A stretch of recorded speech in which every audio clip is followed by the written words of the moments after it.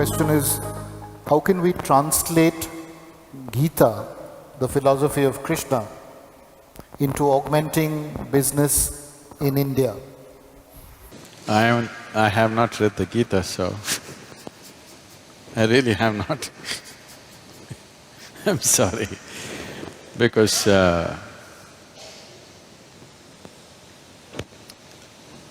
for me, my own vision has never failed me. So I always kept away from all scriptures because I didn't want to clutter myself with something or the other. The only thing that I learnt and I continue to do is, if I look at something, if I look at a person, I know their past, present and future. That is the level of attention I'm paying to them. I don't look at like this.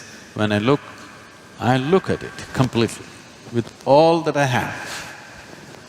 If you pay enough attention, there is nothing that will not yield.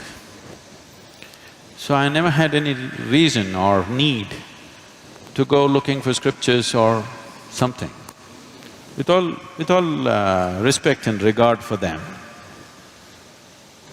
it is not that I'm averse to it, it's just that I've not had the time. How this whole process started is, when I was very young, I realized that I just don't know anything. See, if you realize that you do not know, if it's a full-scale realization that you do not know anything, paying attention will be natural, because you know everything. You know this guy, you know this. There are assumptions and assumptions and assumptions. Well, I've used it in a different way, but even if you're doing business, even it's for business purposes, the only reason why one human being seems to be… all the opportunities seems to be going in his direction and not other people is simply because he's able to see and other people are not able to see. It's not that it's not there for others. One is able to see and others are not able to see. So essentially, a leader means that you're able to see something that others are not able to see. So, attention without intention, simply being attentive, that's what we were trying to do in the afternoon. Not paying attention to something, just practicing attention, a very heightened level of attention where an unfocused attention, but when you focus it on something, just about anything has to yield, there is no other way to that attention. So, I always focused on enhancing and sharpening my attention, never on retention because what you gather is not you. Essentially, you know that you exist only because you have some sense of attention right now, isn't it? Suppose you fall asleep and you lose your attention, you do not even know that you exist. So the basis of your existence itself is attention. And this attention need not be mortgaged to anything. You just have to sharpen the attention. See, if you have a knife in your hands, there is no such thing that you have to cut only apples with this. If you have a sharp enough knife, you could cut anything that you want. But the important thing is the knife is sharp enough, so that your attention is keen enough, not for something or the other. If your attention has become very keen, if you wish to do a certain type of activity, you can successfully do it. I think I must say something about my own enterprises at one time.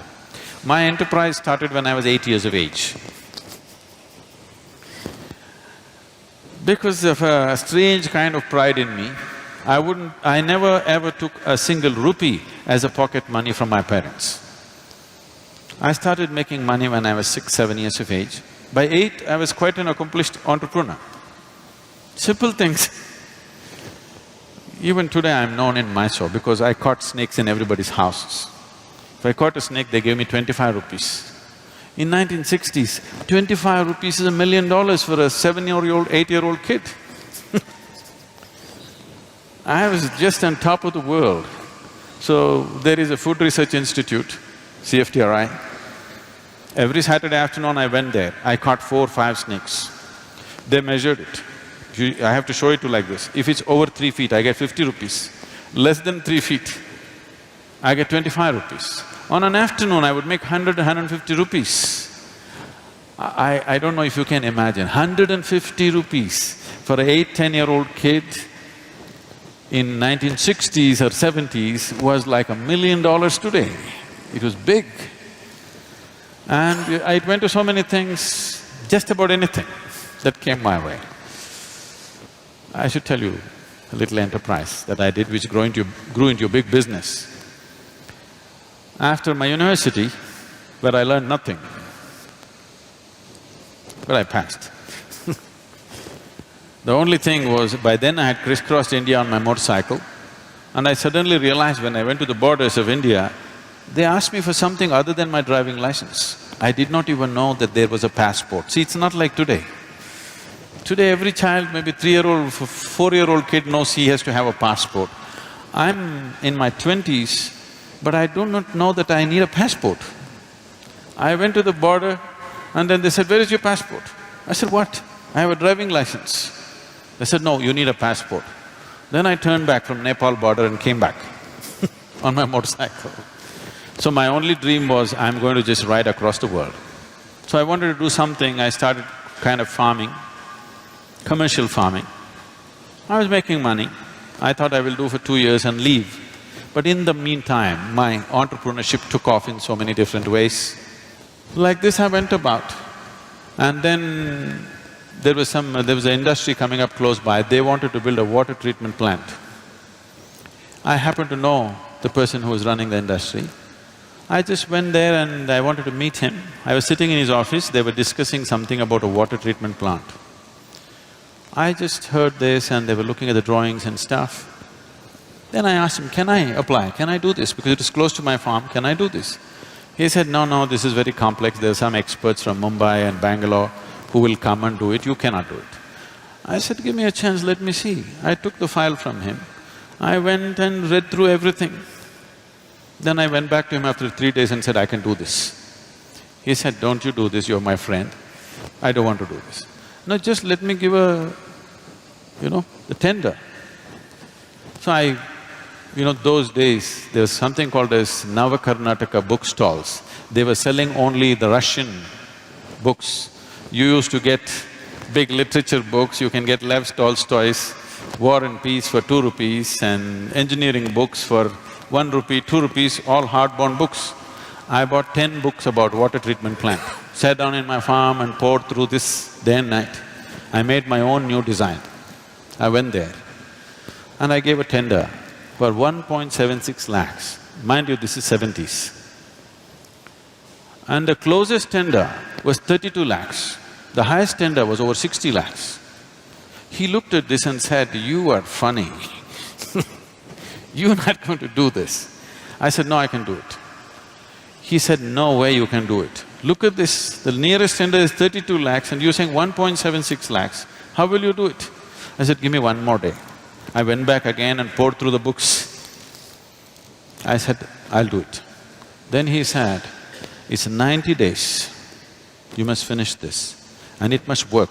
If it doesn't work, at your own cost, you must remove it, clean the site and go, and I will not give you a rupee of advance." I again went and poured through the books. I said, "I can do it." I completed this in a little over 70 days. I did this in 90,000+ rupees. In one shot, I made 80,000 rupees, just like that. People thought this is a hit. There my construction industry started. Raja Ramanna was coming for RMP plant. He's just coming in a helicopter to see where the site is. There is no anybody there. I just went and met this engineer, he said he was breaking his head, "I don't know what to do, I have to mark the site." I said, "I've got pegs and white cloth. I will just go and mark the site for you." I marked it, they paid me 38,000 rupees for a 15-minute job. I went on my motorcycle and just fixed it myself. Like this, my enterprise started and we grew into a major construction company. We were going very big, but then I got enlightened, so I gave up.